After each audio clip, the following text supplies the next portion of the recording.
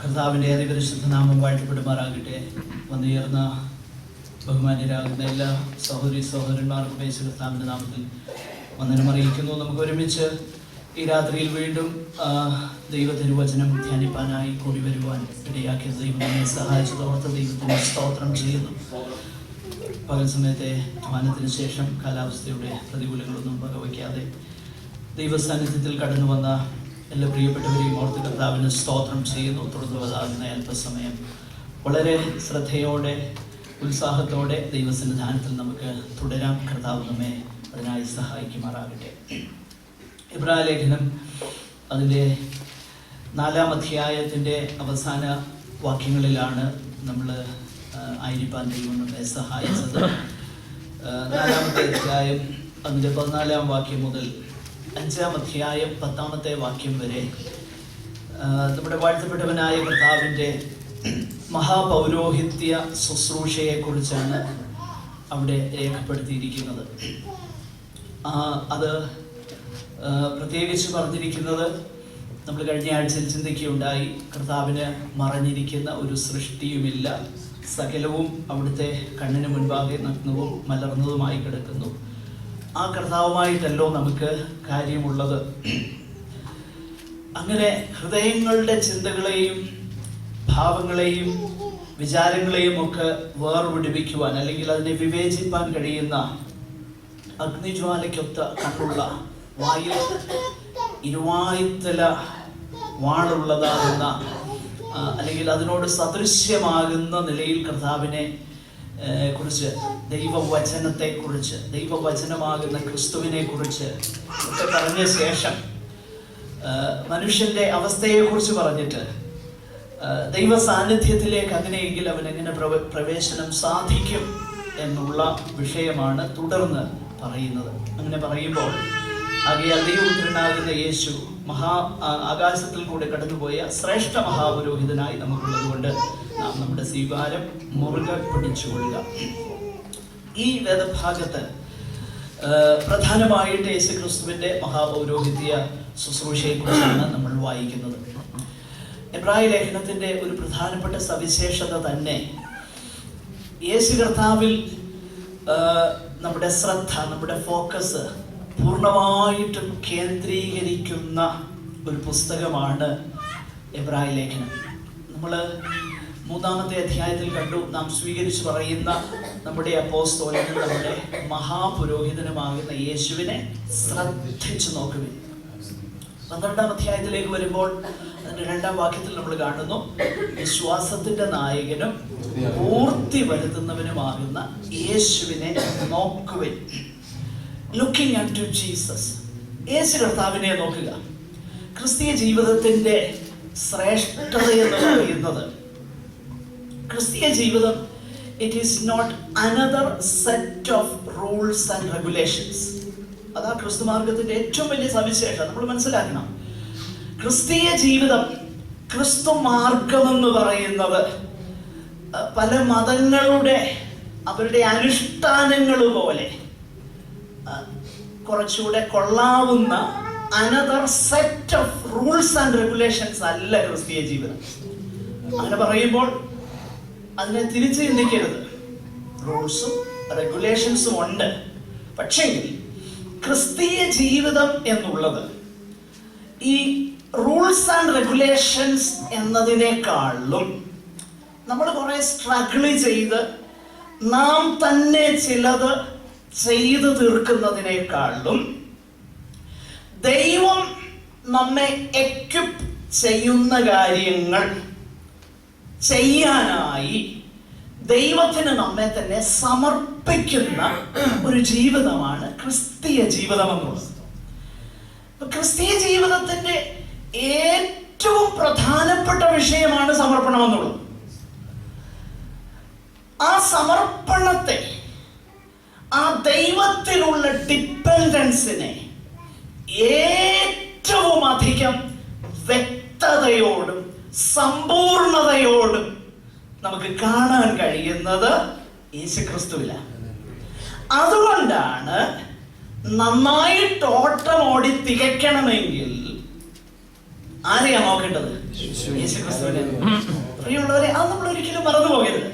അപ്പൊ യേശുക്രിസ്തുവിനെ നോക്കുമ്പോൾ മാത്രമേ, കാരണം കർത്താവിന്റെ ജീവിതത്തെ കുറിച്ച് തന്നെ നമ്മൾ വായിക്കുന്നത് എബ്രായർ 9:14 നിത്യാത്മാവിനാൽ തന്നെത്താൻ നിഷ്കളങ്ക വഴിപാടും യാഗവുമായിട്ട് ആരർപ്പിച്ചു? കർത്താവ് തന്നെ എന്ത് ചെയ്തു? അർപ്പിച്ചു, ദൈവത്തിന് അർപ്പിച്ചു. അപ്പോൾ ദൈവത്തിന് സമ്പൂർണമായി അർപ്പിക്കപ്പെട്ട, സമർപ്പിക്കപ്പെട്ട ഒരു ജീവിതം കർത്താവ് നയിച്ചു. ആ ജീവിതമാണ് നമ്മുടെ മാതൃക. അതിൽ കുറഞ്ഞ ഒന്നല്ല ക്രിസ്തീയ ജീവിതം. അപ്പൊ കർത്താവിലേക്ക് നോക്കുക എന്ന് പറയുന്നത് ഒരു ഓപ്ഷണൽ എക്സ്ട്രാ അല്ല. എന്ന് പറഞ്ഞാൽ പല കാര്യങ്ങളുടെ കൂട്ടത്തിൽ ചെയ്യാനുള്ള ഒരു റൂളല്ല. നേരെ മറിച്ച് കർത്താവിലേക്ക് നോക്കുക എന്ന് പറഞ്ഞാൽ തന്നെ എന്താ പറയുന്നത്, it is a way of life, ഒരു ജീവിതക്രമമാണ്. അപ്പൊ ക്രിസ്തീയ ജീവിതം എന്നുള്ളത് കർത്താവിലേക്ക് നോക്കുന്നുവെങ്കിൽ മാത്രമേ ജയകരമായി കംപ്ലീറ്റ് ചെയ്യുവാൻ കഴിയത്തുള്ളൂ. അത് വളരെ വ്യക്തതയോടെ പുതു നിയമം നമ്മളെ പഠിപ്പിക്കുന്നുണ്ട്. അതുകൊണ്ട് ഈ വേദഭാഗം നമ്മൾ ശ്രദ്ധിച്ചാൽ, പ്രത്യേകിച്ച് എബ്രായ ലേഖനം നമ്മൾ ശ്രദ്ധിച്ച് നോക്കിക്കഴിഞ്ഞാൽ, യേശു കർത്താവിനെ നോക്കിക്കഴിഞ്ഞാൽ കർത്താവിനെ വിശേഷിപ്പിക്കുന്ന ഒരുപാട് പേരുകളും നാമങ്ങളും വിശേഷണ പദങ്ങളും പദവികളും ഒക്കെ എബ്രായ ലേഖനത്തിന്റെ ഒരു സവിശേഷതയാണ്. എന്നാൽ ഏറ്റവും അധികം നമ്മുടെ വാഴ്ത്തപ്പെട്ടവനാകുന്ന കർത്താവിന്റെ പദവിയെ വിശേഷിപ്പിക്കുന്ന ഒരു പദമാണ് പുരോഹിതൻ, മഹാപുരോഹിതൻ എന്നുള്ളത്. മഹാപുരോഹിതൻ. ഈ മഹാപുരോഹിതനും പുരോഹിതൻ എന്നുള്ളതാകുന്ന ആവർത്തിച്ചുള്ള പദപ്രയോഗം ഏകദേശം 13 പ്രാവശ്യം എബ്രായ ലേഖനത്തിൽ ആവർത്തിച്ച് പറഞ്ഞിട്ടുണ്ട്. ഇത് ബൈബിൾ ക്ലാസ് ആയതുകൊണ്ട് നിങ്ങളുടെ റെഫറൻസിന് വേണ്ടി ഞാൻ ആ റെഫറൻസുകൾ ഒന്ന് തന്നാൽ കുറിച്ചെടുക്കുന്നവർക്ക് അത് പ്രയോജനപ്പെടുമല്ലോ. പെട്ടെന്ന് കുറിച്ചെടുക്കാൻ കഴിയുമെങ്കിൽ ഞാൻ അത് പറയാം. മഹാപുരോഹിതൻ എന്ന് പറഞ്ഞിരിക്കുന്ന വേദഭാഗങ്ങൾ 2:17, 3:1, 4:14, 15, 2:17, 3:1, 4:14, 15, 5-ാം അധ്യായം 5-ാം വാക്യം, 10-ാം വാക്യം, 6:20, 7:26, 8:1, 9:11. ഒന്നുകൂടെ പറയാം. 2:17, 3:1, 4:14, 15, 5-ാം അധ്യായം 5-ാം വാക്യം, 10-ാം വാക്യം, 6:20, 7:26, 8:1, 9:11. ഈ വേദഭാഗങ്ങളൊക്കെ നോക്കിക്കഴിഞ്ഞാൽ യേശു കർത്താവിനെ മഹാപുരോഹിതൻ എന്ന് വിശേഷിപ്പിച്ചിട്ടുണ്ട്. ഇംഗ്ലീഷ് വേദപുസ്തകത്തിൽ പ്രീസ്റ്റ് എന്ന് മാത്രം പറഞ്ഞേക്കുന്ന വേദഭാഗങ്ങൾ, മലയാളം വേദപുസ്തകത്തിൽ ഒരു ഭാഗത്ത് അങ്ങനെയല്ല പറഞ്ഞേക്കുന്ന, മഹാപുരോഹിതൻ തന്നെയാണെങ്കിലും ഈ വേദഭാഗം കൂടെ ഒന്ന് നോട്ട് ചെയ്യുക. 5:6, 7:21, 10:21. 5:6, 7:21, 10:21. ഈ വേദഭാഗമൊക്കെ നമ്മൾ വായിച്ചു നോക്കിക്കഴിഞ്ഞാൽ കർത്താവായ യേശു ക്രിസ്തുവിനെ പുരോഹിതനെന്നോ മഹാപുരോഹിതനെന്നോ വിശേഷിപ്പിച്ചിരിക്കുന്നതാകുന്ന വേദഭാഗങ്ങളാണ്. അപ്പോൾ ഏറ്റവും അധികം പ്രാവശ്യം കർത്താവിനെ മഹാപുരോഹിതൻ എന്ന് എബ്രായ ലേഖനത്തിൽ, മറ്റ് വേറെ പുതിയ നിയമത്തിലെ പുസ്തകങ്ങളിലൊന്നും ഇത്രയും അധികം ആവർത്തനം നമ്മൾ കാണുന്നില്ല. വളരെ ചുരുക്കമായിട്ടേ കാണുന്നുള്ളൂ. എന്നാൽ എബ്രായ ലേഖനത്തിലാണ് ഇത്രയും അധികം കാര്യങ്ങൾ നമുക്ക് കാണാൻ കഴിയുന്നത്. അതിനിടയ്ക്ക് ഒന്ന് പറഞ്ഞുകൊള്ളട്ടെ, എബ്രായ ലേഖനത്തിൽ തന്നെയാണ് പഴയ നിയമവും പുതിയ നിയമവും, അല്ലെങ്കിൽ പഴയ ഉടമ്പടിയും പുതിയ ഉടമ്പടിയും തമ്മിൽ കോൺട്രാസ്റ്റ് ചെയ്തേക്കുന്നത് ഏറ്റവും വ്യക്തതയോടെ കോൺട്രാസ്റ്റ് ചെയ്തേക്കുന്ന എബ്രായ ലേഖനത്തിലാണ്. അതുപോലെ വേറൊരു പുസ്തകമാണ് റോമാലേഖനത്തിലുണ്ട്, പക്ഷേ അത് മറ്റൊരു പോയിന്റ് ഓഫ് വ്യൂവിൽ നിന്നാണ്. എന്നാൽ ഗലാത്യ ലേഖനം, അതുകൂടാതെ കൊരിന്ത്യരുടെ 2-ാം ലേഖനം, ഈ ലേഖനങ്ങളൊക്കെ പഠിച്ച് ശരിയായിട്ട് നമ്മൾ പഠിക്കാമെന്നുണ്ടെങ്കിൽ ഈ കാലത്തിലുള്ള ഒരുപാട് കൺഫ്യൂഷൻസ് നമുക്ക് ഒഴിവാക്കാൻ തക്കവണ്ണം കഴിയും. നമ്മൾ പഴയ നിയമകാലത്തുള്ള ജീവിതം വിട്ടേച്ച് പുതിയ നിയമകാലത്ത് ജീവിപ്പാൻ നമുക്ക് കഴിയും. ഞാൻ പറഞ്ഞു വരുന്നത് ഈ പുസ്തകങ്ങൾ മാത്രമല്ല, പുതിയ നിയമം മുഴുവൻ ശ്രദ്ധയോടെ നമ്മൾ പഠിക്കണം. പക്ഷെ നമുക്കിന്നുള്ള പ്രശ്നം എന്താണെന്നറിയാമോ? നമ്മൾ ഇന്ന് ഈ ഞാൻ കഴിഞ്ഞ ദിവസം അത് പ്രത്യേകിച്ച് പറയുകയുണ്ടായി, ഈ നിഴലായിരുന്നത് ആണ് നമുക്കിന്ന് കൂടുതൽ താല്പര്യം.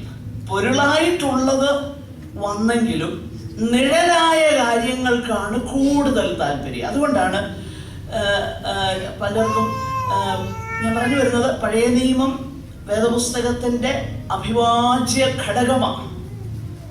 ഗോഡ് ബ്രെത്തഡ്, അതായത് ദൈവാശ്വാസ്യമാകുന്ന തിരുവചനമാണ്, തിരുവഴുത്ത, ഒരു സംശയമില്ല.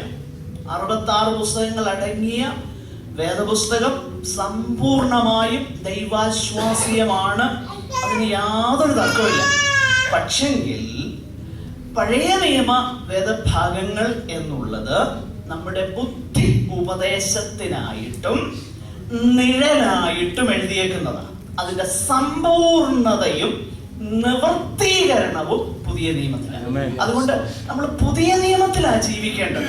പഴയ നിയമകാലത്തേക്ക് നമ്മൾ മടങ്ങി പോകുകയല്ല. അപ്പോൾ ഞാൻ പറഞ്ഞതിന്റെ താല്പര്യം, ഈ എബ്രായ ലേഖനത്തിലാണ് വളരെ വ്യക്തതയോടെ ഈ കോൺട്രാസ്റ്റ് നമുക്ക് കാണാൻ കഴിയുന്നത്. ആകട്ടെ 4-ാം അധ്യായം അതിന്റെ 14 മുതൽ 5-10 വരെ യേശു കർത്താവിന്റെ മഹാപൗരോഹിത്യത്തെ ശുശ്രൂഷയെ കുറിച്ച് നമ്മൾ വായിക്കുന്നു. അതിനുശേഷം 7-ാം അധ്യായം 1 മുതൽ 10-ാം അധ്യായം 18-ാം വാക്യം വരെ ഇതേ കാര്യങ്ങളാണ് ദൈവത്തിന്റെ പരിശുദ്ധാത്മാവ് രേഖപ്പെടുത്തിയിരിക്കുന്നത്. നമുക്ക് യേശു കർത്താവിന്റെ മഹാപൗരോഹിത്യ ശുശ്രൂഷ, അതിന്റെ പ്രാധാന്യത എന്താ?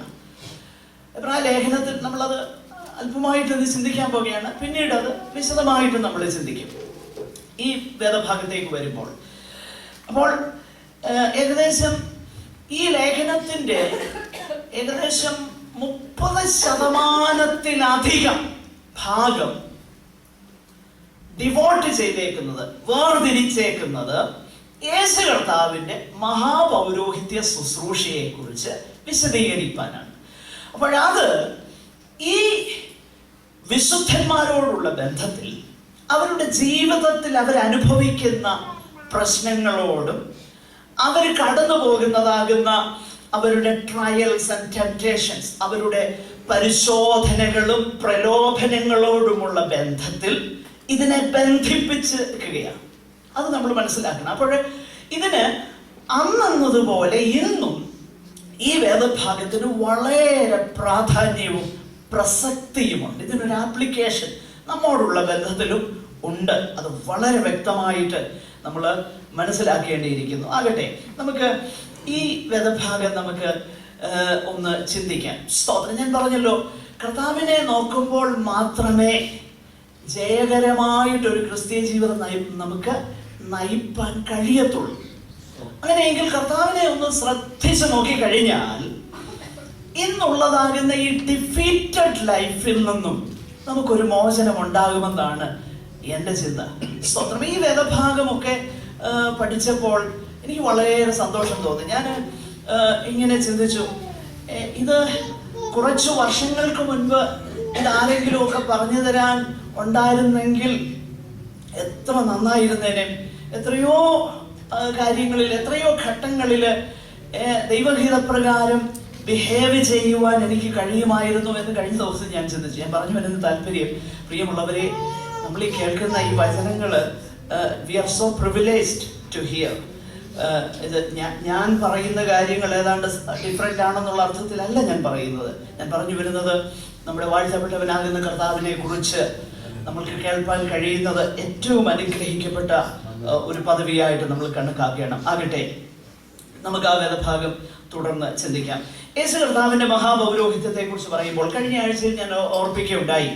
കർത്താവിന്റെ മഹാപൗരോഹിത്യത്തെ കുറിച്ച് പറയുമ്പോൾ 4 കാര്യങ്ങൾ പ്രധാനമായിട്ട് ഈ വേദഭാഗത്ത് നമുക്ക് കാണാൻ കഴിയുന്നുണ്ട്. ഒന്ന്, നമ്മുടെ വാഴ്ത്തപ്പെട്ടവനാകുന്ന കർത്താവ് ആകാശത്തിൽ കൂടെ കടന്നുപോയ ഒരു ശ്രേഷ്ഠ മഹാപുരോഹിതനായിട്ടാണ് നമുക്കവിടെ കാണാൻ കഴിയുന്നത്.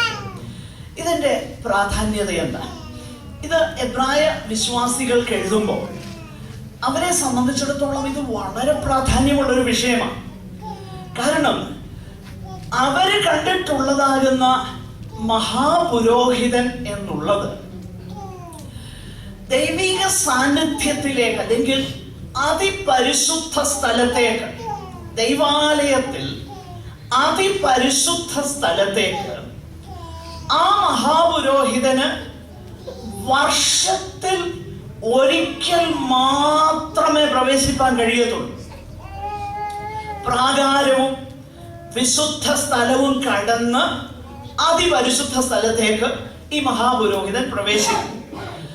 അങ്ങനെ പ്രവേശിക്കുമ്പോൾ തന്നെ ആ മഹാപുരോഹിതന് അവിടെ നിൽക്കാനൊക്കത്തില്ല. വർഷത്തിൽ ഒരിക്കൽ, on the day of atonement, യോം കിപ്പോർ എന്ന് എബ്രായ ഭാഷയിൽ പറയും. അതായത് മഹാപാപ പരിഹാര ദിവസത്തിങ്കൽ, ലേവ്യ പുസ്തകം 16-ാം അധ്യായത്തിൽ നമ്മൾ വായിക്കുന്നുണ്ട്.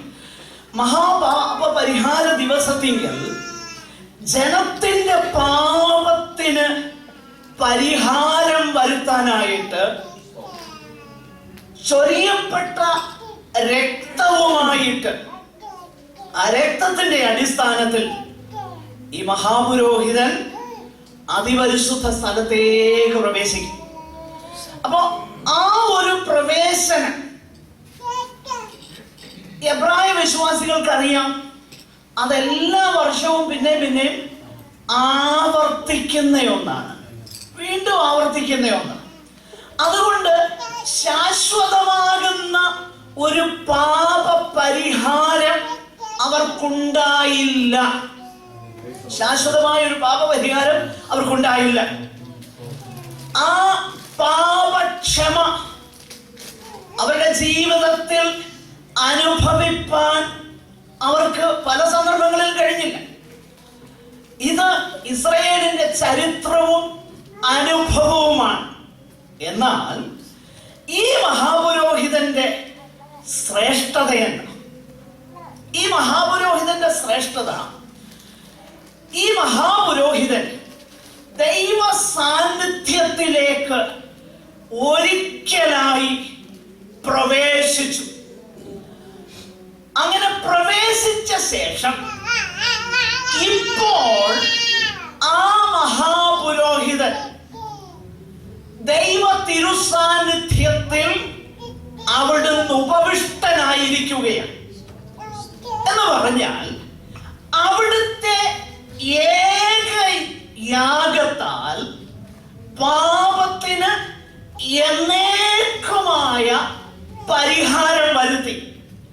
അപ്പോൾ നമ്മൾ മനസ്സിലാക്കണം, പഴയ നിയമം എന്നുള്ളത് നിഴല, പഴയ നിയമത്തിലെ സകല കാര്യങ്ങളും നിഴല, പുതിയ നിയമമാണ് പൊരുള്. അത് വളരെ വ്യക്തതയോടെ എല്ലാ കാര്യങ്ങളിലും ഓരോ വിഷയങ്ങളിലും നമുക്ക് മനസ്സിലാക്കാൻ കഴിയുന്നുണ്ട്. പഴയ നിയമം എന്നുള്ളത് നിഴലും പുതിയ നിയമം എന്നുള്ളത് അതിശ്രേഷ്ഠവും അത് പൊരുളായ കാര്യവുമാണ്. ഇവിടെ ദൈവത്തിന്റെ പരിശുദ്ധാത്മാവ് പറയുന്ന ഒരു കാര്യം, അങ്ങനെ നമുക്ക് വേണ്ടി മനുഷ്യനായ ക്രിസ്തു, അതാണ് അതിന്റെ ശ്രേഷ്ഠത. നമുക്കറിയാം, യേശു കർത്താവ് സ്വർഗത്തിൽ നിന്നും വന്നവന്, പക്ഷെങ്കിൽ ഇപ്പോൾ അവിടുന്ന് ദൈവ സാന്നിധ്യത്തിൽ ആയിരിക്കുന്നത് നമ്മെ നന്നായി ഫസ്റ്റ് ഹാൻഡ് ആയിട്ട് നേരിട്ട് നമ്മുടെ അവസ്ഥ എന്തെന്ന് അറിയാൻ കഴിയുന്ന ആ മഹാപുരോഹിതൻ, ഈ ശ്രേഷ്ഠ മഹാപുരോഹിതൻ. പ്രത്യേകിച്ച് ശ്രദ്ധിക്കണം, അവിടെ 14-ാമത്തെ വാക്യം ശ്രദ്ധിച്ചാൽ, ആകയാൽ ദൈവപുത്രനായ യേശു, the human name of Jesus is very purposely used there. യേശു കർത്താവിന്റെ, നമ്മുടെ പൊന്നു കർത്താവിന്റെ ആ മാനുഷിക നാമമാണ് അവിടെ ഉപയോഗിച്ചേക്കുന്നത്. എന്ന് പറഞ്ഞാൽ മനുഷ്യനെ സമ്പൂർണമായും ദൈവ സാന്നിധ്യത്തിൽ റെപ്രസെന്റ് ചെയ്യുവാൻ കഴിവുള്ള, അല്ലെങ്കിൽ അതിന് യോഗ്യനായ ഒരു മഹാപുരോഹിതൻ ദൈവ സാന്നിധ്യത്തിലേക്ക് എന്ത് ചെയ്തു? എന്നേക്കുമായി പ്രവേശിച്ചു. അപ്പോൾ ഈ മഹാപുരോഹിതന്റെ സവിശേഷത എന്താ? ഒന്ന്, അവിടുന്ന് മനുഷ്യനായ ക്രിസ്തുവ. അത് പൗലോസ് ശ്ലീഹ പറയുന്നുണ്ടല്ലോ, മനുഷ്യർക്കും ദൈവത്തിനും മധ്യസ്ഥൻ ഒരുവനേ ഉള്ളൂ. എന്നിട്ട് എങ്ങനെയാ വിശേഷണം? ഒന്നെടുത്ത് വായിക്കാമെങ്കിൽ അത് നന്നായിരിക്കും. മനുഷ്യർക്കും അതായത് ഓക്കെ,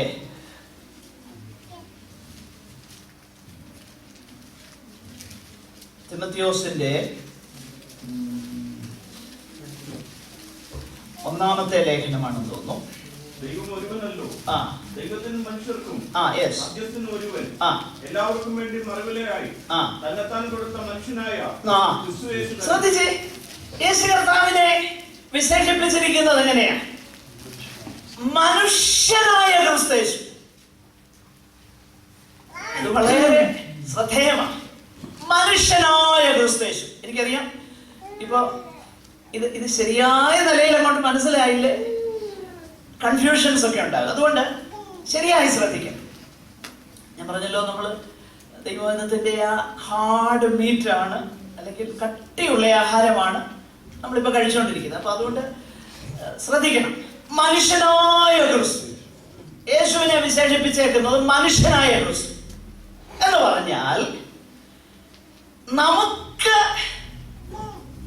അല്ലെങ്കിൽ നമ്മെ ദൈവസന്നിധാനത്തിൽ സമ്പൂർണമായും മധ്യസ്ഥത ചെയ്യുവാൻ, നമുക്ക് വേണ്ടി മധ്യസ്ഥത ചെയ്യുവാൻ, നാം എന്താണെന്ന് നേരിട്ട് സ്വന്തം അനുഭവങ്ങളാൽ അറിയാവുന്ന ആ യേശു ക്രിസ്തു.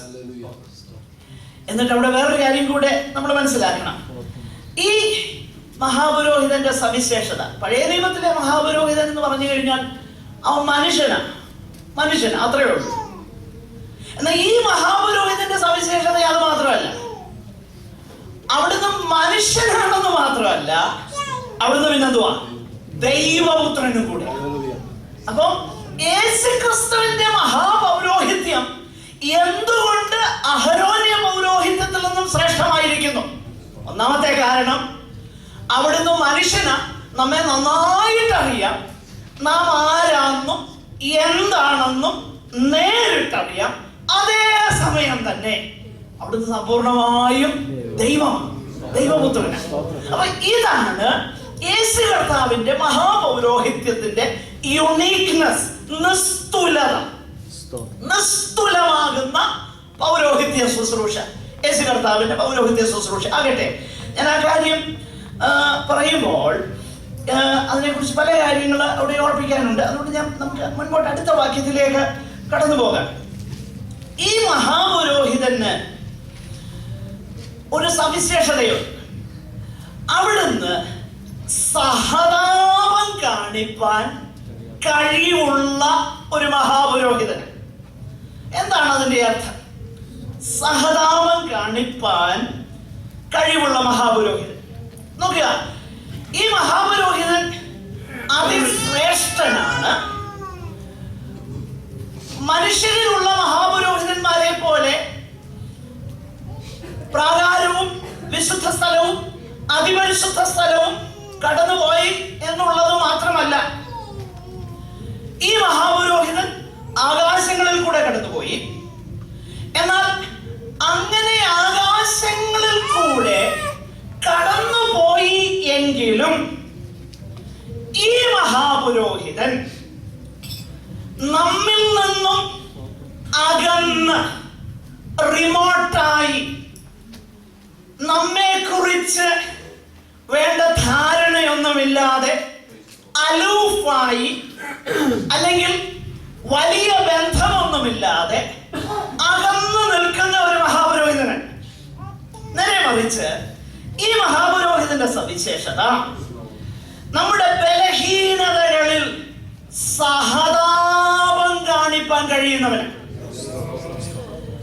എന്തുകൊണ്ടാണ് ഈ മഹാപുരോഹിതന് നമ്മുടെ ബലഹീനതകളിൽ സഹതാപം കാണിപ്പാൻ കഴിയുന്നത്?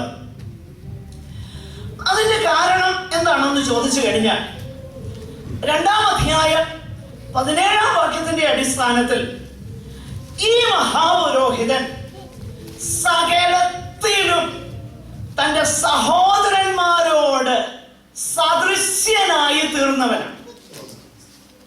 അപ്പോൾ തന്റെ സഹോദരന്മാരെന്ന് നമ്മെ വിളിക്കുന്ന ഈ മഹാപുരോഹിതൻ സകലത്തിലും നമ്മുടെ എന്തായി തീർന്നു? സാദൃശ്യനായി തീർന്നു. ഇത് വളരെ പ്രാധാന്യമുള്ള ഒരു ചിന്തയാണ്. അതുകൊണ്ട് വളരെ ശ്രദ്ധിക്കണം. സകലത്തിലും നമ്മോട് സദൃശ്യനായി തീർന്നു. എന്താണ് അതിന്റെ അർത്ഥം? 2, നമ്മുടെ ബലഹീനതകളിൽ സഹതാപം കാണിക്കുക എന്ന് പറഞ്ഞാൽ അതിന്റെ അർത്ഥം എന്താ? 3, പാപമൊഴികെ സകലത്തിലും നമുക്ക് തുല്യമായി പരീക്ഷിക്കപ്പെട്ടു. ഇത് വളരെ അധികം അനേകർക്ക് ആശയക്കുഴപ്പങ്ങൾ ഉണ്ടാക്കിയ സ്റ്റേറ്റ്മെന്റ്സ് ആണ്. അതുകൊണ്ട് അത് വ്യക്തതയോടെ നമ്മൾ മനസ്സിലാക്കണം. ഈ 3 കാര്യങ്ങൾ വളരെ വ്യക്തതയോടെ നമ്മൾ മനസ്സിലാക്കാം. കാരണം ഞാൻ പറഞ്ഞല്ലോ, വിജയകരമായ ക്രിസ്തീയ ജീവിതം നമുക്ക് നയിക്കണമെങ്കിൽ set of rules and regulations നൊയമ്പ് നോക്കുന്നത് പോലെ ചില കാര്യങ്ങൾ ചെയ്തതുകൊണ്ടൊന്നും ജയകരമായി ജീവിപ്പാൻ കഴിയത്തില്ല. പിന്നെ ആരെ നോക്കണം? കർത്താവിനെ നോക്കിയെങ്കിലേ പറ്റൂ. അപ്പൊ അങ്ങനെ കർത്താവിനെ നോക്കുമ്പോൾ നമ്മൾ കാണുന്ന കാര്യങ്ങൾ എന്താ? ഇവിടെ നമ്മൾ വായിക്കുന്നു, നമ്മുടെ ബലഹീനതകളിൽ അവിടുന്ന് സഹതാപം കാണിപ്പാൻ കഴിവുള്ളവന. എന്താണ് നമ്മുടെ ബലഹീനത? ബലഹീനത എന്ന് പറയുമ്പോൾ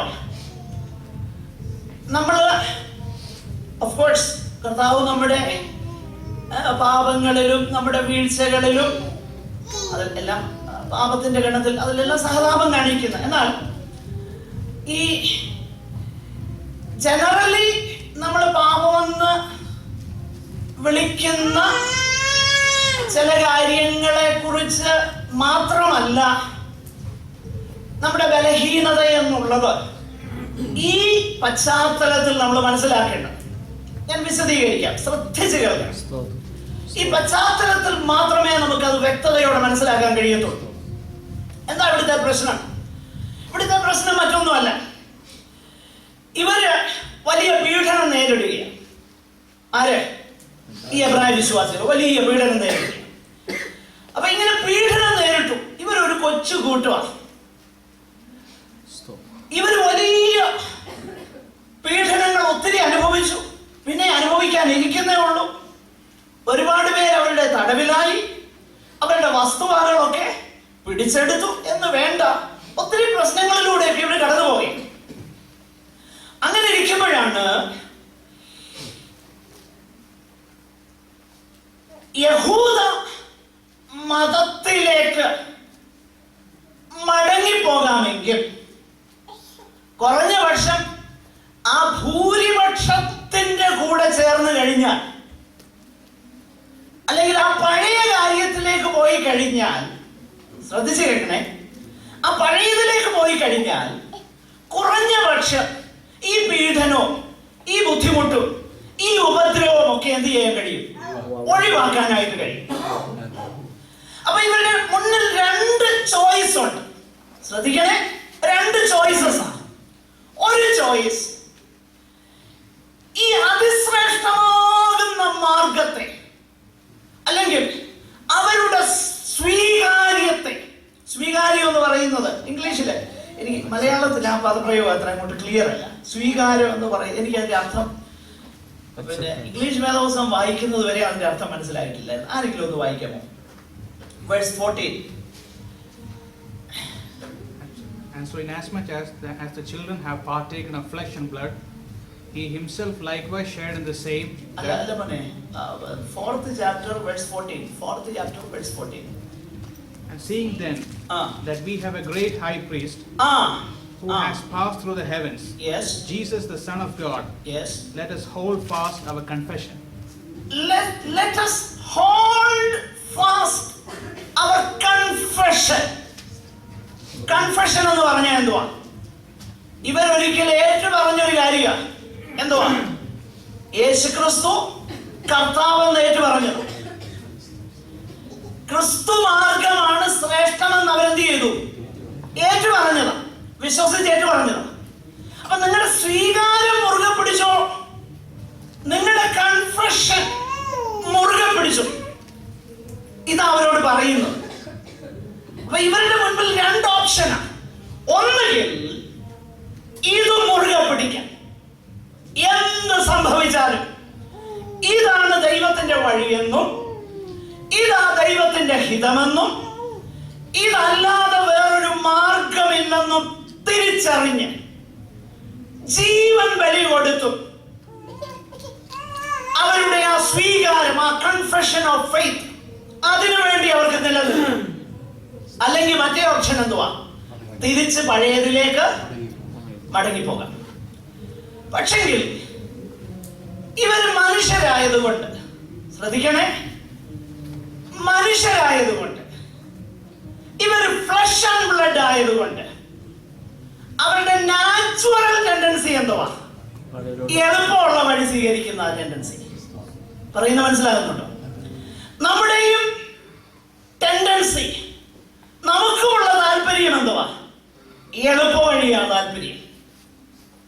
ദൈവഹിതത്തെക്കാളും ദൈവിക പദ്ധതിയെക്കാളും ദൈവികമാകുന്ന വഴി തെരഞ്ഞെടുക്കുന്നതിനേക്കാളും ദൈവിക വഴി തെരഞ്ഞെടുക്കുവാനുള്ള കഴിവില്ലായ്മ, അവരുടെ അതിനുള്ളതാകുന്ന ആ കഴിവില്ലായ്മ ഭയം കൊണ്ടോ അല്ലെങ്കിൽ മറ്റു പലവിധമാകുന്ന പ്രശ്നങ്ങൾ കൊണ്ടോ ദൈവത്തിന്റെ വഴി തെരഞ്ഞെടുക്കുവാൻ കഴിവില്ലാതിരിക്കുന്ന ആ പ്രത്യേക അവസ്ഥയാണ് ഇവരുടെ ബലഹീനത.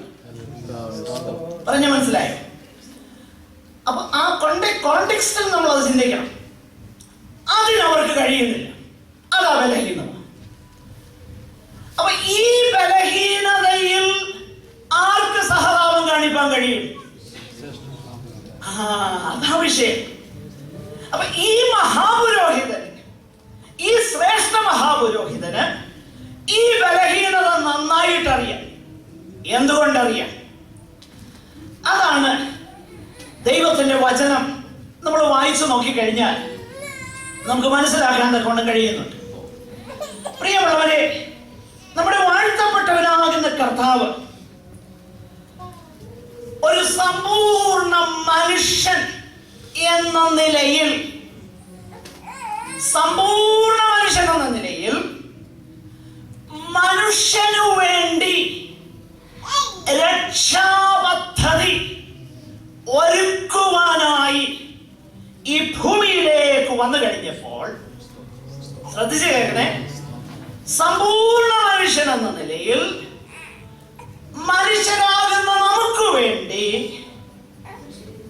ദൈവത്തിന്റെ രക്ഷാപദ്ധതി, ദൈവത്തിന്റെ വീണ്ടെടുപ്പ്, അത് നമുക്ക് അവൈലബിൾ ആക്കാൻ വേണ്ടി ഈ ഭൂമിയിലേക്ക് ദൈവമേ അങ്ങയുടെ ഇഷ്ടം ചെയ്യുവാൻ ഞാൻ പ്രിയപ്പെടുന്നു എന്ന് പറഞ്ഞ് ഈ ഭൂമിയിലേക്ക് വന്നു കഴിഞ്ഞപ്പോൾ ഈ സമ്പൂർണ്ണ മനുഷ്യനാകുന്ന പാപമില്ലാത്ത ദൈവത്തിന്റെ പരിശുദ്ധന്റെ മുൻപിലും 2 വഴിയുണ്ടായിരുന്നു.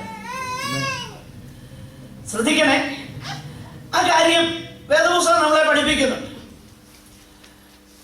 മത്തായിയുടെ സുവിശേഷം 26-ാം അധ്യായം 39-ാമത്തെ വാക്യം ഒന്ന് വായിച്ചേ. നമുക്കറിയാം, പരിചയമുള്ള വേദഭാഗം. പിന്നെ അവൻ അല്പം മുമ്പോട്ട് ചെന്ന് കവിഞ്ഞു വീണു. പിതാവേ, കഴിയുമെങ്കിൽ ഈ പാനപാത്രം. ശ്രദ്ധിക്കണം. കഴിയുമെങ്കിൽ എന്ത് ചെയ്യണം?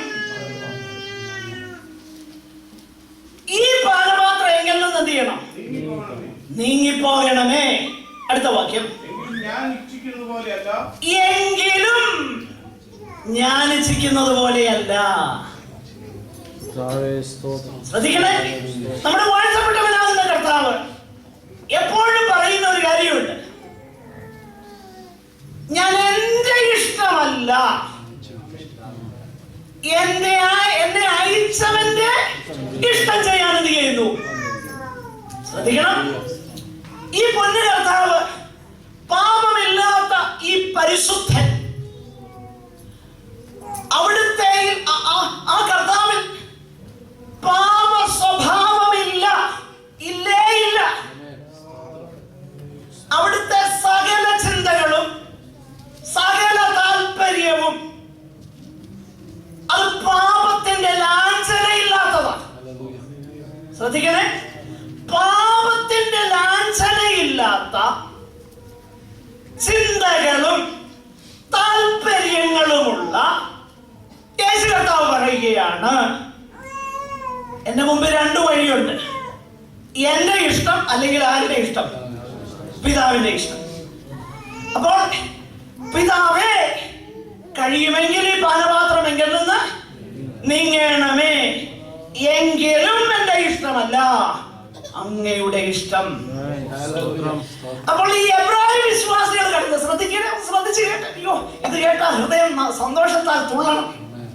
ഈ എബ്രായ വിശ്വാസികൾ കടന്നു പോകുന്ന ഈ പിരിമുറുക്കം നന്നായി ഫസ്റ്റ് ഹാൻഡ് ആയിട്ട് ആരറിഞ്ഞു? നമ്മുടെ പൊന്നു കർത്താവ് അറിഞ്ഞു. മനസ്സിലായോ? അതാണ് ബലഹീനത. Our natural tendency is to walk my own way, our own way. നമ്മുടെ വഴി പോകാനാണ് നമുക്ക് താല്പര്യം. അപ്പോൾ ഇതാണ് ബലഹീനത. ഈ ബലഹീനത ഈ മഹാപുരോഹിതൻ നേരിട്ട് അനുഭവിച്ചതുകൊണ്ട് നന്നായിട്ടറിയാം നാം എന്നാ കടന്നു പോകുന്നത്. ജീവിതത്തിൽ പല ക്ലേശങ്ങൾ നേരിടുമ്പോൾ, നമ്മൾ എടുത്ത തീരുമാനങ്ങളിൽ പല സംശയങ്ങളൊക്കെ വരുമ്പോൾ, പല കൺഫ്യൂഷൻസ് വരുമ്പോൾ, എന്തിനേറെ നമുക്ക് പലപ്പോഴും നമ്മുടെ ക്രിസ്തീയ ജീവിതത്തിന് തടസ്സമായി നിൽക്കുന്നത് ലോകക്കാരല്ല, പിന്നെ 2 തരത്തിലുള്ള സന്തതികളുണ്ട് ദൈവസഭയിൽ. ഒന്ന് ജഡപ്രകാരമുള്ള സന്തതി, മറ്റേതാണെന്നറിയാമോ? ആത്മാപ്രകാരമുള്ള സന്തതി, വാഗ്ദത്തമനുസരിച്ചുള്ള സന്തതി. ഈ ജഡപ്രകാരമുള്ള സന്തതി എന്നും എന്ത് ചെയ്യുമെന്നറിയാമോ? ഗലാത്യ ലേഖനത്തിൽ വായിച്ചിട്ടുണ്ടല്ലോ, വാഗ്ദത്ത പ്രകാരം ജനിച്ചതിനോട് എന്താണെന്നറിയോ? ഭയങ്കര പ്രശ്നങ്ങൾ.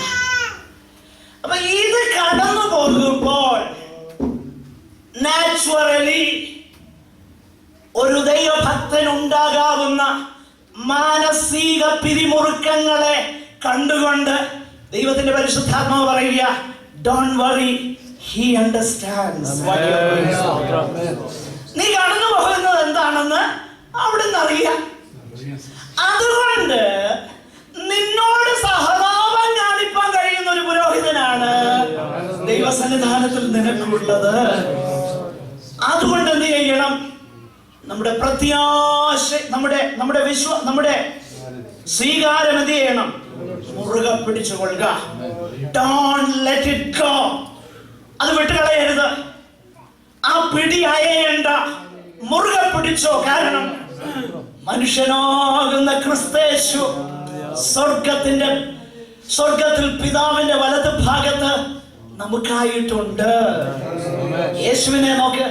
അപ്പൊ യേശുവിനെ നോക്കിയെങ്കിൽ മാത്രമേ നമുക്ക് പിടിച്ചു നിൽക്കാൻ കഴിയത്തുള്ളൂ. അതുകൊണ്ടാണ് കർത്താവിനെ നോക്കേണ്ടത്.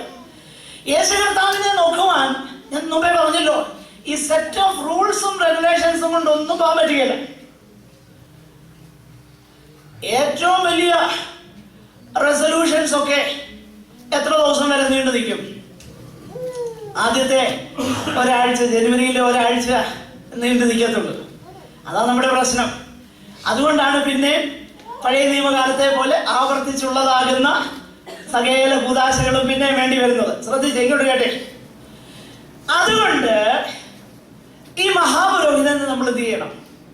ശ്രദ്ധിച്ചു നോക്കണം. യേശുവിനെ ശ്രദ്ധിച്ചു നോക്കുക. അപ്പോൾ നമ്മുടെ ബലഹീനതകളിൽ അവിടുത്തേക്ക് എന്ത് ചെയ്യാൻ കഴിയും? സഹതാപം കാണിപ്പാൻ കഴിയുന്ന മഹാപുരോഹിതന. ഇനി രണ്ട്, മറ്റൊരു വിശദീകരണം വേണ്ടത് നമ്മുടെ ബലഹീനതയും സഹതാപം കാണിപ്പാൻ കഴിയാത്തവനല്ല, പിന്നെ പാപമൊഴികെ സർവത്തിലും. പല ചിന്തകളാണ് നമ്മുടെ മനസ്സിൽ വരുന്നത്. ഒന്ന്, ആഹാ, കർത്താവ് പാപമില്ലാത്ത ദൈവത്തിന്റെ പരിശുദ്ധനല്ലേ? അപ്പോൾ ആ പാപം ഇല്ലാത്ത ദൈവത്തിന്റെ പരിശുദ്ധൻ ജയിച്ചു എന്ന് പറയുന്നതും ഈ പാപപ്രകൃതമുള്ള അതിക്രമങ്ങളിലും പാപങ്ങളിലും ഒരിക്കൽ മരിച്ചു കിടന്നവനാ, പിന്നെ ഉയർപ്പിച്ചെങ്കിലും ഇപ്പോഴും എന്തുണ്ട്? ജഡം ഭയങ്കര ആക്റ്റീവാണ്. ജഡം ആക്റ്റീവ് ആകേണ്ട കാര്യമില്ല, പക്ഷെ ആക്റ്റീവാണ്. അതിന്റെ പ്രശ്നം എന്തുവാ? ഈ കേൾക്കുന്നതെല്ലാം പഴയ നിയമത്തിലെ നിഴലാണ് കേൾക്കുന്നത്. അതുകൊണ്ടാണ് ഈ ജഡം ആക്റ്റീവ് ആകുന്നത്. നിഴലിനെ കുറിച്ചുള്ള പ്രസംഗം എന്ന് നിർത്തിയിട്ട് പൊരുളിന്റെ പ്രസംഗം തുടങ്ങുമോ അന്ന് മാത്രമേ ദൈവസഭ വിജയകരമാകുന്ന ജീവിതം നയിക്കാൻ തുടങ്ങുന്നുള്ളൂ. അതുവരെ ഡിഫീറ്റഡ് ലൈഫാണ്. മാർക്ക് മൈ വേർഡ്സ്, എന്റെ വാക്കുകൾ നിങ്ങൾ കുറിക്കൊണ്ടോളൂ. പ്രിയമുള്ളവരെ, ഇവിടെ ഈ കാര്യം നമ്മൾ വളരെ വ്യക്തതയോടെ മനസ്സിലാക്കണം. എന്താണ്? സകലത്തിലും നമുക്ക് തുല്യനായി. ഞാൻ പറഞ്ഞു, തന്റെ സഹോദരന്മാരോട് സകലത്തിലും അവിടുന്ന് എന്തായി തീരണമായിരുന്നു? സദൃശ്യനായി തീരണം. ഇവിടെ നമ്മൾ കാണുന്നു സകലത്തിലും. ഈ സകലത്തിലും എന്ന് പറഞ്ഞാൽ എന്തുവാ? സകലത്തിലും എന്ന് പറയുമ്പോൾ നമ്മൾ കടന്നു പോകുന്ന each and every trial and temptation അത് യേശുവിനുണ്ടായിരുന്നു എന്നുള്ളതല്ല അർത്ഥമാക്കുന്നത്. കാരണം ശ്രദ്ധിച്ച് കേട്ടോണം, ആ കാലത്തുണ്ടായിരുന്ന സാഹചര്യങ്ങളല്ല ഇപ്പോൾ ഉണ്ടായിരിക്കുന്നത്. പക്ഷെങ്കിൽ മനുഷ്യന്റെ അടിസ്ഥാനപരമാകുന്ന പ്രശ്നങ്ങളിൽ, അടിസ്ഥാനപരമാകുന്ന വിഷയങ്ങളിൽ, പ്രിയമുള്ളവരെ, ഒരു കാര്യം പറയാം. ഞാനൊരു കാര്യം വളരെ വ്യക്തതയോടെ പറയാൻ ആഗ്രഹിക്കുക. സകലത്തിലും എന്നുള്ളത് നമ്മുടെ വാഴ്ത്തപ്പെട്ടവനാകുന്ന കർത്താവിന്റെയും നമ്മുടെയും എല്ലാ സാഹചര്യങ്ങളും ഒരുപോലെ ആയിരുന്നു എന്നല്ല അതിന്റെ അർത്ഥം. കാരണം ഇന്ന് സാഹചര്യങ്ങൾ വളരെ എൻ്റയർലി ഡിഫറെൻ്റാണ്. ഇന്ന് നമ്മളൊരു ഓഫീസിൽ അനുഭവിക്കുന്ന പ്രഷർ കർത്താവ് അനുഭവിച്ച് കാണത്തില്ല. അപ്പൊ അങ്ങനെ വരുമ്പോ എന്തോ സകലത്തിലും എന്ന് പറഞ്ഞാൽ അർത്ഥമാകുന്നത് ഞാൻ വിശദീകരിക്കാം. പ്രിയമുള്ളവരെ, ഏത് സാഹചര്യത്തിലും ഞാൻ മുമ്പേ പറഞ്ഞതുപോലെ രണ്ട് ഓപ്ഷനാണുള്ളത്. നമുക്ക് നമ്മുടെ സെൽഫ് സെന്റേർഡ് ആയിട്ടുള്ള സ്വാർത്ഥപരമാകുന്ന ഒരു പ്രതികരണവും, ശ്രദ്ധിച്ചു കേട്ടോണേ, ഒരു പ്രതികരണവും പ്രവൃത്തിയും തെരഞ്ഞെടുക്കാൻ കഴിയും. അങ്ങനെ തെരഞ്ഞെടുക്കാനുള്ള ഒരു പ്രലോഭനം ആർക്കുണ്ട്? നമുക്കുണ്ട്. നോക്കണേ, ഏത് കാര്യത്തിൽ സെൽഫ് സെന്റേർഡ് ആയിട്ടുള്ള സ്വാർത്ഥതയിൽ നിന്നുള്ള ഒരു പ്രതികരണമോ ഒരു പ്രവൃത്തിയോ an action or a reaction. We always have the temptation to react in a certain way, which is 100% contrary, in opposition to God's will. ദൈവഹിതത്തിന് പുറത്തുള്ള, ദൈവഹിതത്തിന് വെളിയിലുള്ള നമ്മുടെ സ്വാർത്ഥപരമാകുന്ന ഒരു പ്രതികരണത്തിനുള്ള ഒരു പ്രലോഭനം നമ്മിൽ എപ്പോഴുമുണ്ട്. ഈ അടിസ്ഥാനപരമാകുന്ന പ്രലോഭനം ആരും അനുഭവിച്ചു? കർത്താവ് അനുഭവിച്ചു. അതാണ് സകലത്തിലും എന്ന് പറഞ്ഞാൽ നമ്മൾ മനസ്സിലാക്കേണ്ടത്. ഉദാഹരണത്തിന് നമ്മുടെ വാഴ്ത്തപ്പെട്ടവനാകുന്ന കർത്താവ്, നമുക്കറിയാം 3 വാക്യങ്ങളിൽ ഇത് മുഴുവനെ ഉൾക്കൊള്ളിക്കാനായിട്ട് കഴിയും. ജഡമോഹം, കൺമോഹം, ജീവനത്തിന്റെ പ്രതാപം, the pride of life, lust of the eyes, lust of the flesh, പിന്നെ എന്തുവാ? Pride of life. ജഡമോഹം, കൺമോഹം, ജീവനത്തിന്റെ പ്രതാപം. ഈ 3 എല്ലാം കൂടെ ഒന്നിച്ചു വരിക. നമ്മുടെ വാഴ്ത്തപ്പെട്ടവനാകുന്ന കർത്താവ് ഉപവസിച്ചു കഴിഞ്ഞപ്പോൾ പരീക്ഷകൻ അടുത്തു വന്ന് ഒരു കാര്യം മനസ്സിലാക്കണം.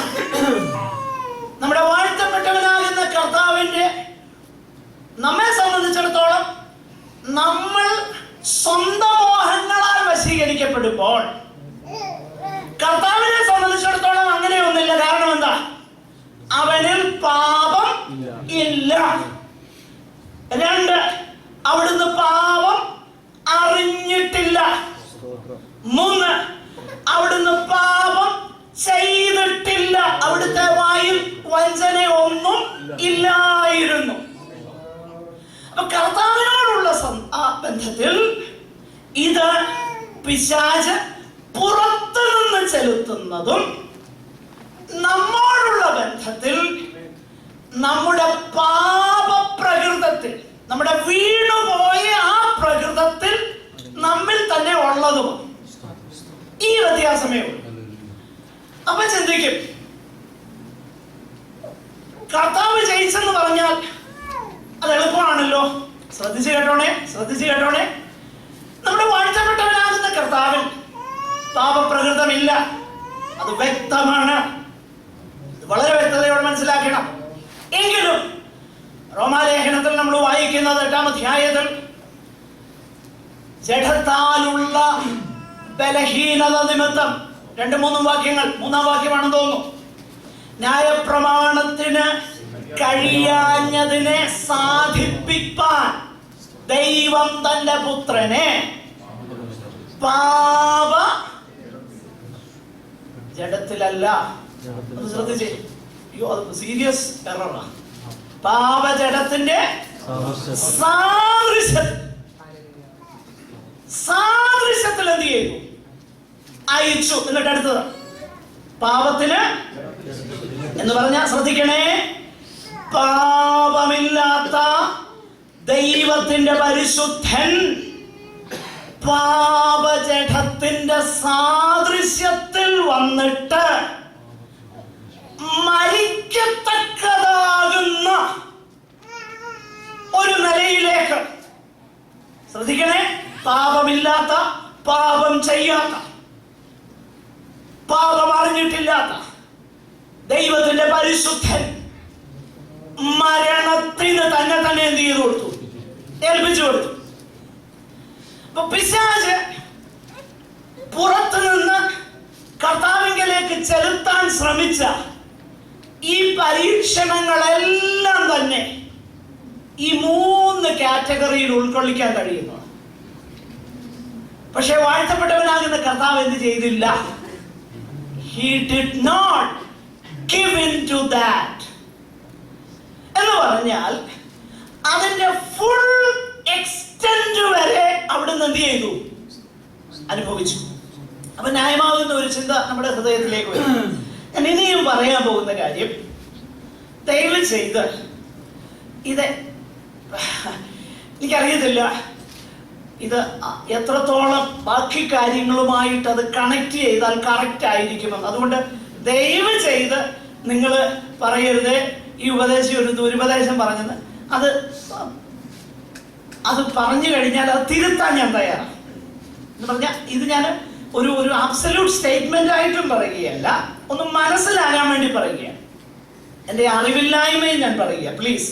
അതുകൊണ്ട് ഇതൊരു ഞാൻ പറയുന്ന ഒരു അബ്സല്യൂട്ട് സ്റ്റേറ്റ്മെന്റ് അല്ല, ഒരുപക്ഷെ എൻ്റെ അറിവില്ലായ്മയും പറയുന്നൊരു കാര്യമാണ്. അതുകൊണ്ട് നിങ്ങൾ എന്നെ ശ്രദ്ധിച്ച് കേൾക്കണം. ഇത്രയും പറഞ്ഞപ്പോഴത്തേന് വളരെ ശ്രദ്ധയോടെ കേൾക്കാം. ഈ കോൺട്രാവേഴ്സി കേൾക്കാൻ നമുക്ക് ഭയങ്കര താല്പര്യമാണ്. കേട്ടോ, ഒന്നാമത്തെ ആദാമിൽ എന്തില്ലായിരുന്നു? പാപപ്രവണതയില്ലായിരുന്നല്ലോ. പക്ഷെ ആദാം എന്താ ചെയ്തത്? അവൻ ചെയ്തു. He gave into that. പക്ഷേ അവസാനത്തെ ആദാം എന്ത് ചെയ്തു? പാപത്തിന്റെ പരീക്ഷ അതിന്റെ സകല ശക്തിയോടും കൂടെ പിശാച് വന്നെങ്കിലും കർത്താവ് ഗിവിൻ ചെയ്തില്ല. He withstood that until the end. എന്ന് പറഞ്ഞാൽ നാം ഇന്ന് അനുഭവിക്കുന്നതിനേക്കാളും തീവ്രമാകുന്ന അനുഭവത്തിലൂടെ യേശു കടന്നു. പറഞ്ഞു മനസ്സിലായോ? പാപപ്രകൃതമില്ലാത്ത ദൈവത്തിന്റെ പരിശുദ്ധൻ ഞാനും നിങ്ങളും അനുഭവിക്കുന്നതിനേക്കാളും തീവ്രമാകുന്ന അനുഭവത്തിലൂടെ കടന്നുപോയി. അതുകൊണ്ടാണ് അവിടുന്ന് പാപമൊഴികെ സകലത്തിലും നമുക്ക് തുല്യമായി പരീക്ഷിക്കപ്പെട്ടു എന്ന് പറയുമ്പോഴും മനസ്സിലാക്കണേ, കർത്താവിന് അത് നമ്മളെക്കാളും എളുപ്പമായിരുന്നു നല്ല ചിന്ത വരേണ്ടത്. നേരെ മറിച്ച് യേശു കർത്താവ് ഈ ഭൂമിയിൽ ജീവിച്ചത് ദൈവമെന്ന നിലയിലല്ല, സമ്പൂർണ്ണ മനുഷ്യൻ എന്ന നിലയിൽ ദൈവത്തിന്റെ പരിശുദ്ധാത്മാവിന്റെ ശക്തിയാൽ അവിടുന്ന് ജയിച്ചു. ദൈവഹിതം ചെയ്യാനായിട്ട് അവിടുന്ന് പ്രിയപ്പെട്ടു. അതുകൊണ്ടാണ് ദൈവത്തിന്റെ പർപ്പസ് സമ്പൂർണമായി പൂർത്തിയാക്കുവാൻ കർത്താവിന് കഴിഞ്ഞത്. അങ്ങനെയെങ്കിൽ നമുക്കും എന്ത് ചെയ്യാൻ കഴിയും? നമ്മൾ പലപ്പോഴും പറയുന്നത് യേശു അല്ലേ അങ്ങനെ ചെയ്തത്, നമ്മൾ ആരാ? യേശു വന്നോ?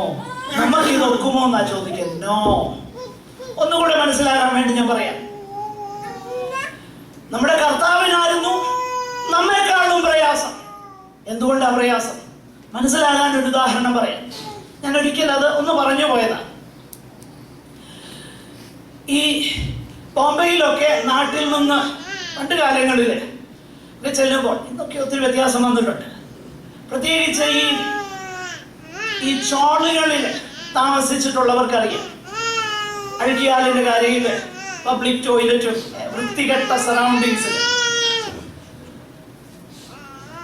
ഞാനൊരു ഏകദേശം 1 മാസം അങ്ങനെ ഒരു സറൗണ്ടിങ്ങിൽ താമസിച്ചു.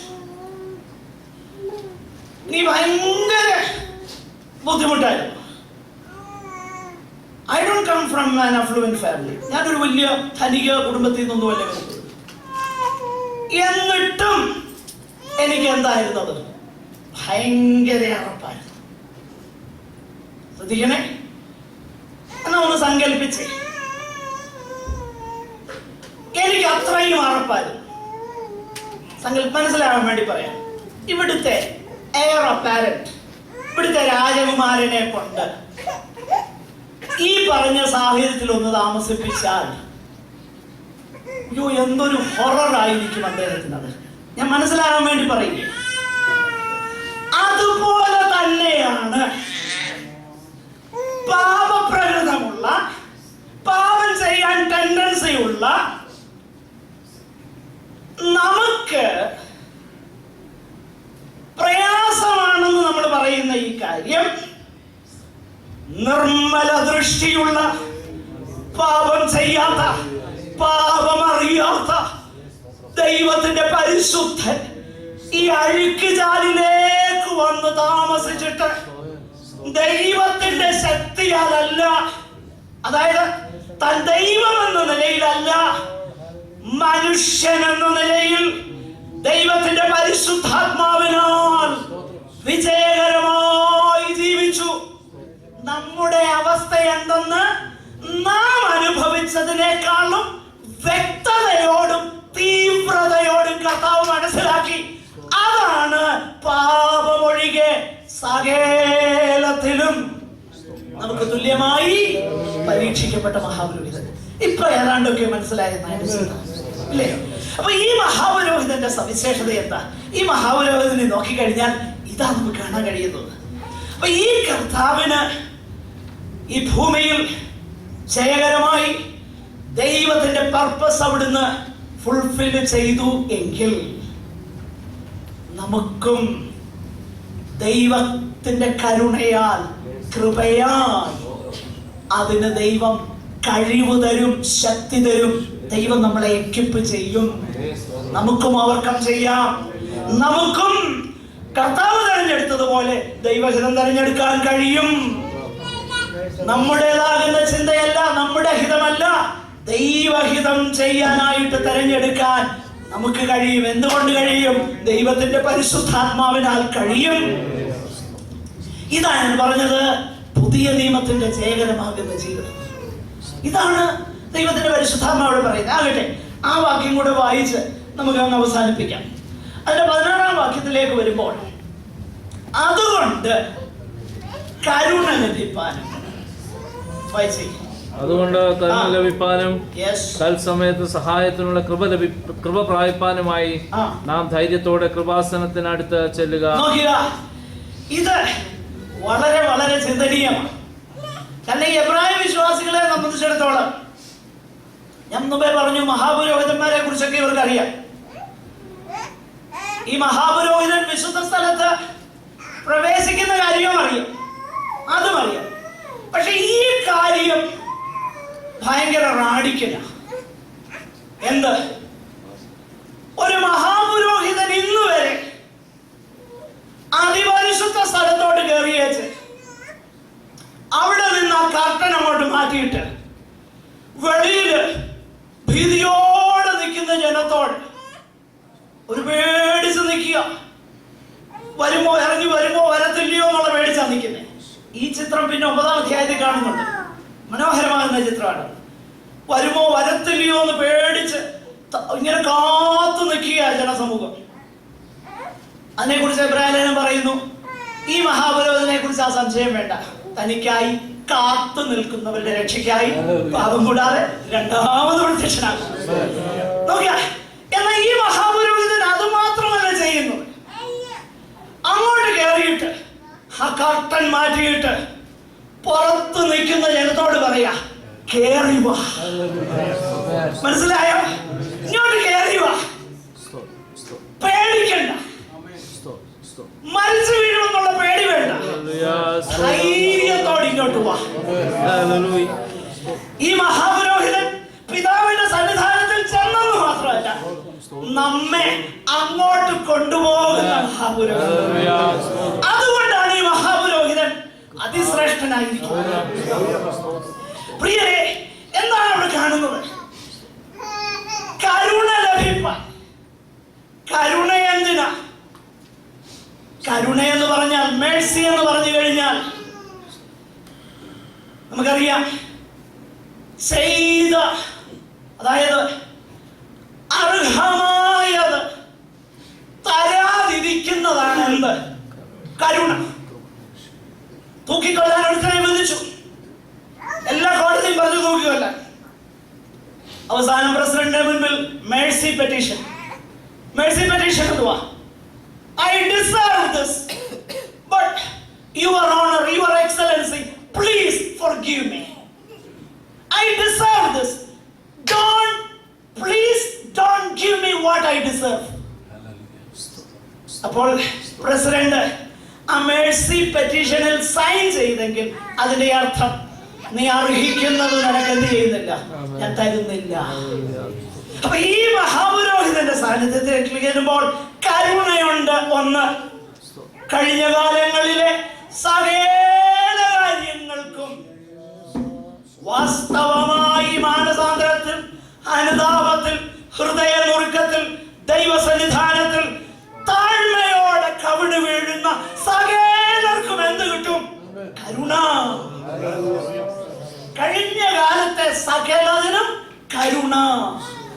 പിന്നെ ഇനിയും മുൻപോട്ടുള്ളത് എങ്ങനെയാണെന്ന് പകച്ചു നിൽക്കുക. അയ്യോ, കഴിഞ്ഞ കാലം ഞാൻ തെറ്റിപ്പോയി, നാളെ എങ്ങനെ ആയിരിക്കും എന്ന് പേടിച്ചു നിൽക്കുമ്പോ ഡോണ്ട് വറി, കൃപ കൃപ കൃപ കൃപ കൃപ തരും. അതുകൊണ്ട് നമുക്ക് ധൈര്യത്തോടെ നമ്മുടെ കണ്ണുകളെ അടയ്ക്കുക. എനിക്കറിയാം വളരെ ഹെവി സ്റ്റഫാണ്, എങ്കിലും ദൈവത്തിന്റെ പരിശുദ്ധാത്മാവ് നിങ്ങളുടെ ഹൃദയങ്ങളിൽ പ്രവർത്തിച്ചു എന്ന് ഞാൻ കരുതുകയാണ്. നമുക്ക് നമ്മെ തന്നെ ദൈവസന്നിധാനത്തിൽ സമർപ്പിക്കാം. എത്ര നല്ല ഒരു മഹാപുരോഹിതൻ നമുക്കുള്ളത് കൊണ്ട് നമ്മുടെ പ്രത്യാശയുടെ നമ്മുടെ സ്വീകാരം നമുക്ക് ധൈര്യത്തോടെ മുറുകെ പിടിപ്പിക്കാം. നമ്മുടെ ബലഹീനതയിൽ സഹതാപം കാണിപ്പാൻ കഴിയാത്ത ഒരു മഹാപുരോഹിതനല്ല. പാപമൊഴികെ സകലത്തിലും നമുക്ക് തുല്യമായി പരീക്ഷിക്കപ്പെട്ടവനാണ്. അതുകൊണ്ട് കരുണ ലഭിപ്പാൻ, തത്സമയത്ത് സഹായത്തിനുള്ള കൃപ ലഭിക്കേണ്ടതിന് ടൈം ഓഫ് നീഡ്, ഏതാണോ നീഡ്, ആ നീഡിനനുസരിച്ച് കൃപ ലഭിക്കാനായിട്ട് നമുക്ക് ധൈര്യത്തോടെ പേടി കൂടാതെ അങ്ങോട്ട് കടന്നില്ല. കാരണം ആ മഹാപുരോഹിതൻ നമ്മെ ആഹ്വാനം ചെയ്യുക, ധൈര്യത്തോടെ കടന്നുപോവാ ഈ കൃപാസനത്തിലേക്ക്, ഈ ദൈവിക സാന്നിധ്യത്തിലേക്ക്, ഈ അതിപരിശുദ്ധ സ്ഥലത്തിലേക്ക് കടന്നുപോവാ.